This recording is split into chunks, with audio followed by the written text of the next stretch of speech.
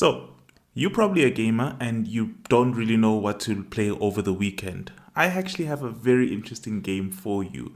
Now, this one actually pays so much honor to a very good classic game that is known as Jet Set Radio.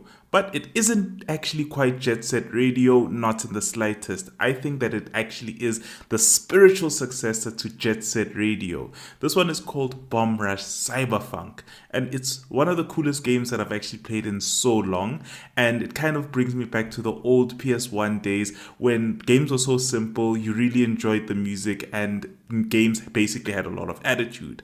Now, this one is actually one which gives you so much of a vibe in terms of a music, in terms of the gameplay, in terms of the way that you actually do tricks. It really brings you back, especially in terms of simple gameplay that actually has a very good vibe. Now, back in the PS1 days, you found that most games were very simple and you could basically play them, you enjoy them, and you always had something to talk about.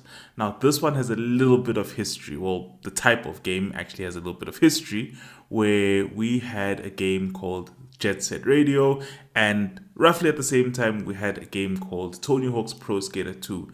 Now, many people at the time had always basically said that either Jet Set Radio had really good music and really good gameplay, or Tony Hawk's Pro Skater 2 had really good music and really good gameplay. Now, I felt more on the side of Tony Hawk's Pro Skater 2, but I think that this one that we just recently played kind of makes me realize that I actually missed something, especially back in those PS1 days where I actually was not able to play Jet Set Radio. But I think that this one actually is something that kind of made me realize that, you know what, this actually is a very good game.